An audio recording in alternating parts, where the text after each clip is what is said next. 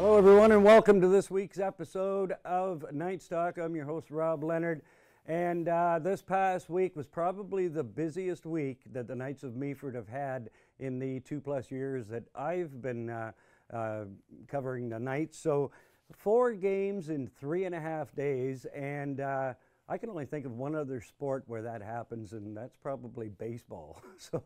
But the boys had one heck of a week, and I did say on the broadcast of Thursday night's game, which we're going to see the highlights in a second, that if the Knights came out of this with a split, 2 wins, 2 losses, I would consider it a huge success, because I can't imagine playing 4 games in 3.5 days. So let's get started. Thursday night at home to the Seguin Huskies. The Knights on a 6-game winning streak, and we've got all the highlights from that one.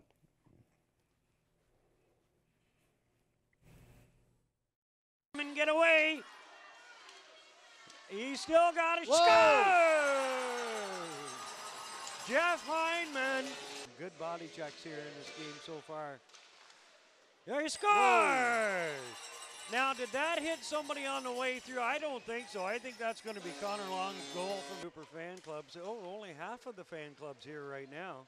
I was just shot scores!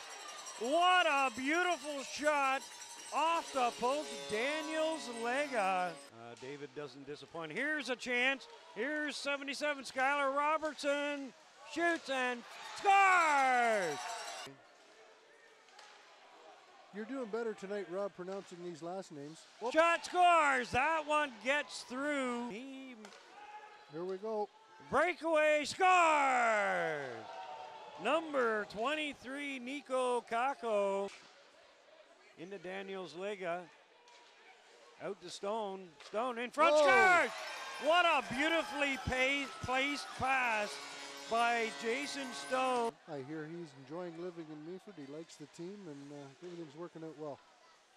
Here's Callum Queenan. Clears it in behind the goal. Lowry shoots, scores! You know, doing with Rogers and with the Knights of Meaford. Well, as a member of the Meaford Knights executive. Scores! Oh, boy. By Fosna. Here's a breakaway. Number 71, Torgensen scores! I'm impressed. They're doing well. Here's Daniels Lega coming over the line. Plays it in front. What a pass! What a beautiful pass and a one-time blast. And here's in front. Shot. Loose puck. Another shot. Scores! That went off of a Knights player's skate, I think.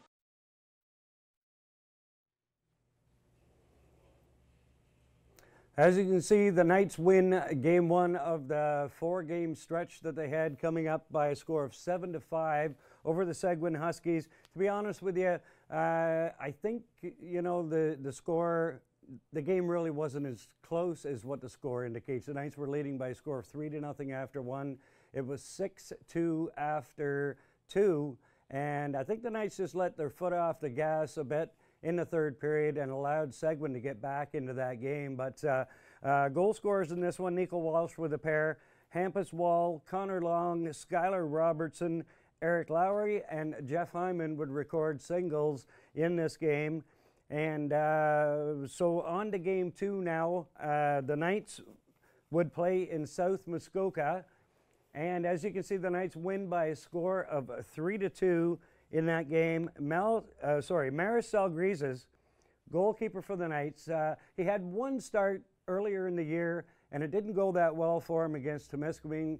Had 3 goals scored on him fairly quickly, and he was pulled from that game. Gets some redemption in this game, a lot of redemption actually. He made 30 saves in this game, first star of the game as the Knights defeated South Muskoka Shield by a score of 3-2. Skylar Robertson with a pair, Nico Walsh with a single. Then it was off to West Nipissing for game 3 in 3 days, and West Nipissing would beat the Knights by a score of 9-3. In that game, Colton Langowski, Eric Lowry, Callum Queenan replying for the Knights. But any sports fan, any hockey fan will know that normally any team usually by that third game in 3 days, by about the halfway point of that third game, they are gassed, they're done. So forget that one. Get on to the next, the following day, 2 o'clock, back in Seguin, the Knights would drop a 4-1 game there, completing 4 games, 3.5 days. And as I said, the Knights split the series. They got 2 wins, no harm done. They didn't really gain any points on the teams ahead of them, but as I said, 4 games, 3.5 days, 2 wins, successful weekend for the Knights. So if we can take a look now at the league standings. Oh, I'm sorry. Let's go back. The highlight of the night in that game Thursday night, the Knights versus Seguin. Now, defenseman Daniel McCall is from Ireland. And at the end of the second period, I had somebody tap me on my shoulder. I turn around, and it's the entire McCall family. Peter McCall, Daniel's mother, Mandy, and Daniel's 2 sisters are standing there. And I said, you know, great, I didn't know you were coming. And they said, neither does Daniel. So they actually boarded a flight, didn't let Daniel know that they were coming, and they arrived at the arena. So it was in the second intermission. I went over to PA announcer Fred Wallace, and I said to him, could you, at the 10-minute mark of the third period, could you just announce that there, you know, some people standing over by the Rogers broadcast area that want to say hello to Daniel. We have that tape, and we're going to show it to you right now.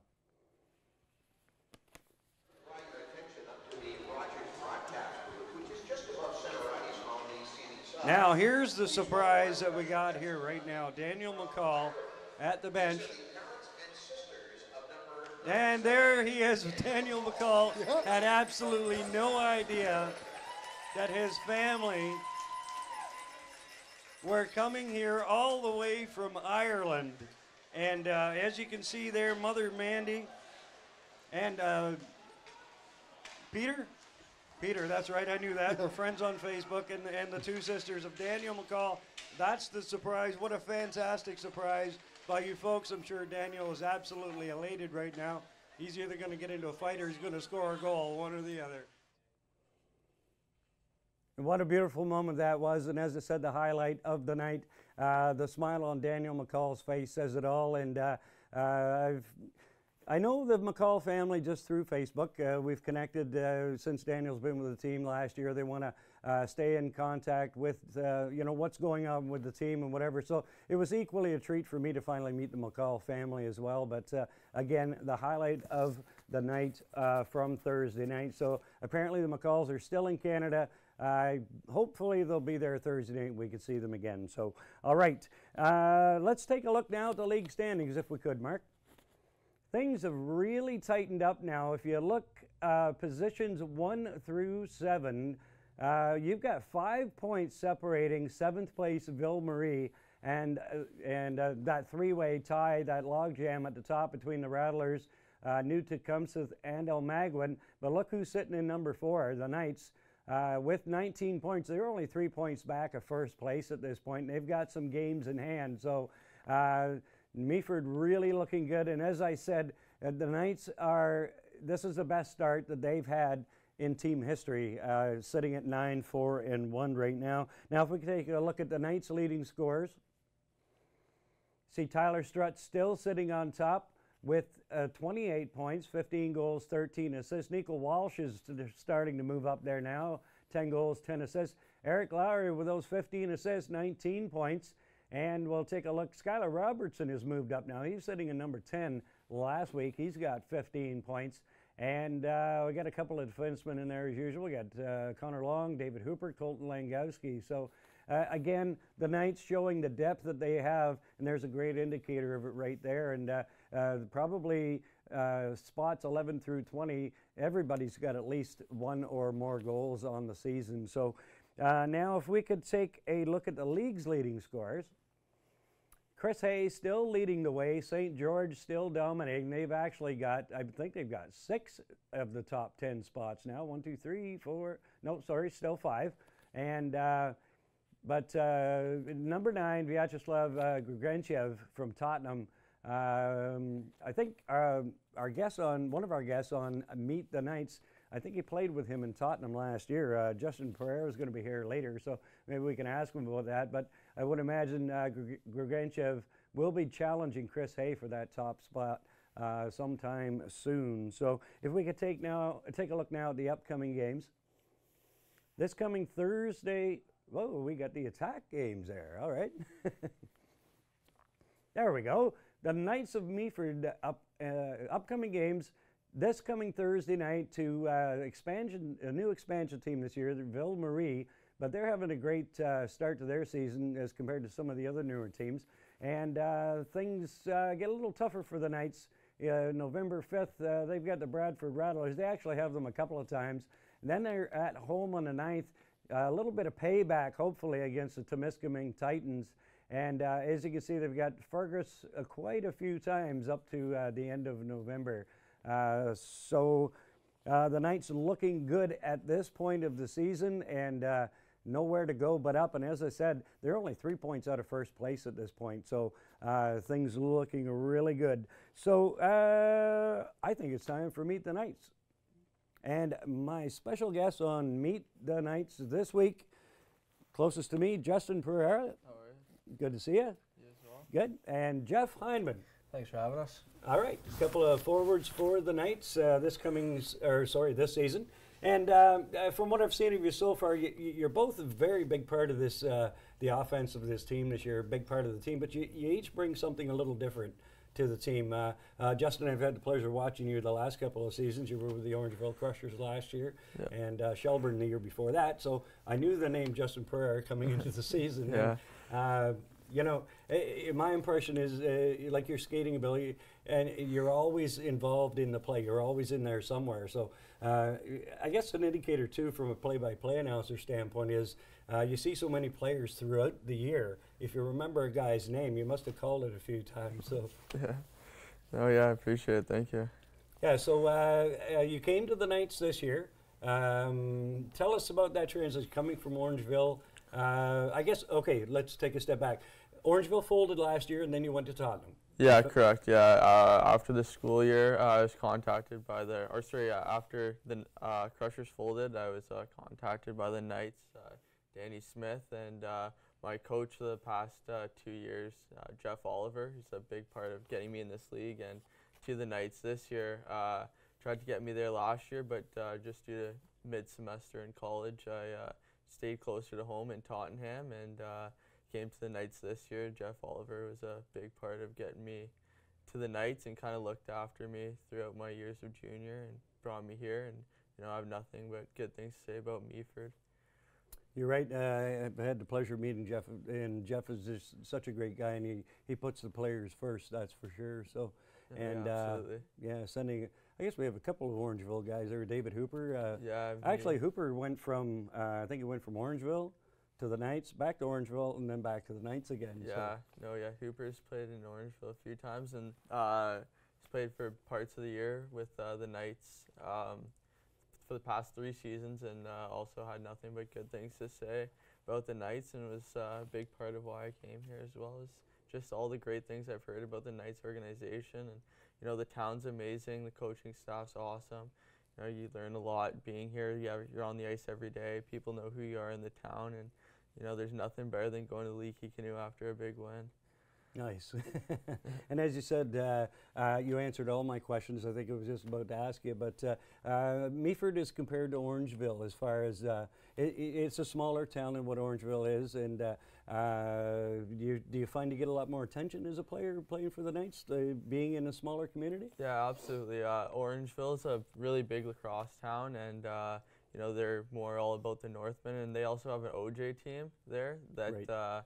We share a rink with, so a lot of the spotlight kind of goes on the Orangeville Flyers in the OJHL, and the Orangeville Northmen is the lacrosse team there, and we kind of get put in the shadow. In Meaford, you're the only team, so you're a big part of the community. Little kids look up to you, and you even go to the gas station, and like the people there, the attendants know who you are, and the people working, and they always ask how you played, and they know the scores of the game, which is really nice. It's nice to have some recognition. That's right, and you're absolutely right. When you're the only game in town, Right, it makes a huge difference. Yeah, I know, to the absolutely. team. Yeah, it makes for a better experience for everybody too. So, No, yeah, for yeah. sure.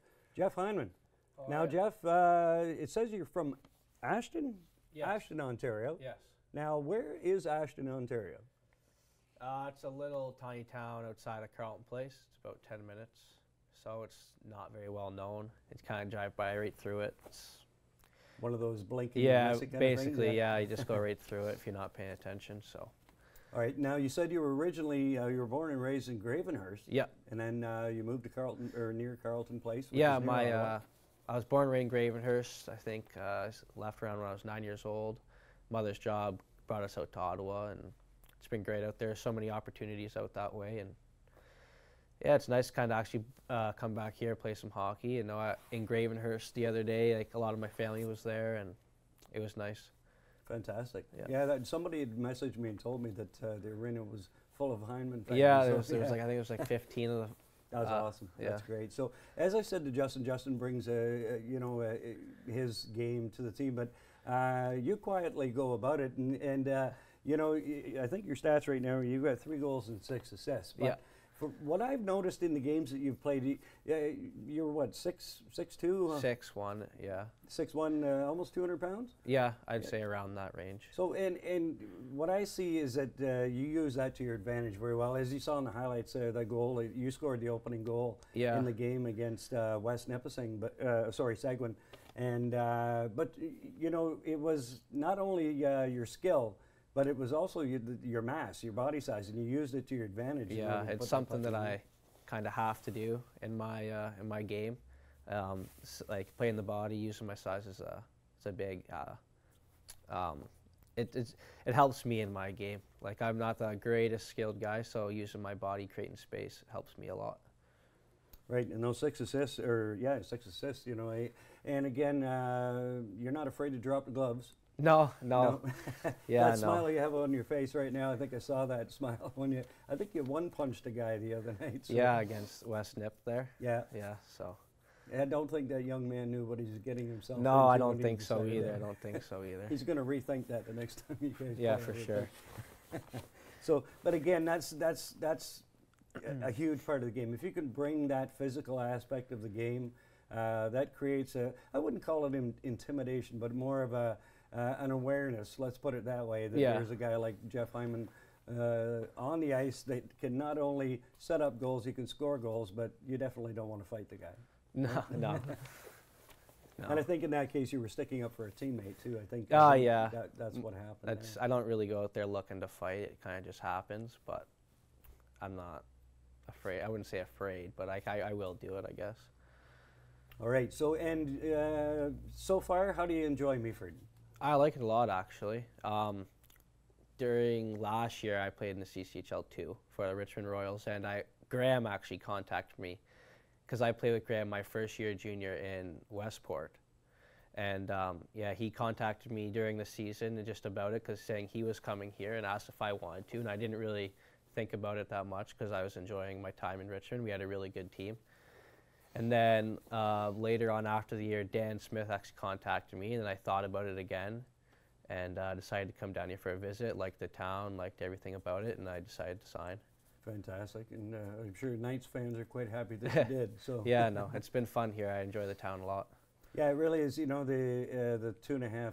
Well, this will be my 3rd year now being associated with the Knights, and it really is a huge family atmosphere, and everybody from top to bottom is just fantastic people in my estimation. Oh yeah, can't complain. Yeah, and they treat the players well, and everybody seems happy. And oh, for sure. Yeah, for sure. I know the players will talk to me sometimes. I never repeat anything, but no. But yeah, again, and everybody's really looking forward to the Knights having a really successful season this season as compared to others. And the talk even before we saw you, and that was coming from the league president as well, had said that when he saw Meaford, Meaford can throw 4 lines at you, 4 equal lines. That, you know, and that's got to be tough because a lot of teams maybe have 1, 2. Yeah, a really lot of teams lines. play top 2 and then kind of feed their 3rd and 4th in when they can. But we've been rolling all 4 lines lately. Yeah, like Jeff said, a lot of the teams, you know, they're they run 1-2 lines, and they got their top 2 star players, and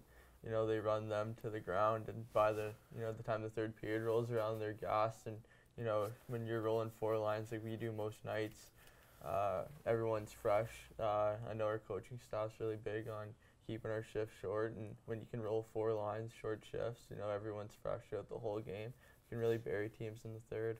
That's right, and that's what you've done in a couple of instances this year where you owned that third period basically, I guess, West Nipissing. Yeah.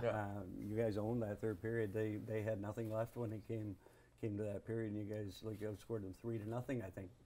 In that period. So I was speaking with, I was concerned about you guys with that 4 games in 3.5 days, and I was speaking with GM Nathan Parrish at the end of it after everybody got home, and he said his words were, "I know how I felt." He says, "I can just imagine how the boys are feeling right now." So, you know, he was exhausted just from being taking care of the it was coaching definitely a tiring weekend for sure for us.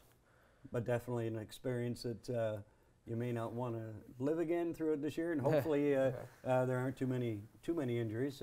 Graham Gemel got his bell rung a little bit, but he's going to be all right. Yeah, he should be fine. Just all right, taking the precautions, just taking it safe. That's right. But goalies are tough. Yeah, they are. Can do it. All right. Yeah. Okay, guys, thank you so much for doing this, Justin. I appreciate it. And Thank Jeff, you, Rob. We'll see you Thursday night at the rink. Sounds good. All right, Absolutely. that's going to do it for this week's edition of Knights Talk. I want to thank producer Mark Perry, and we'll see you next time.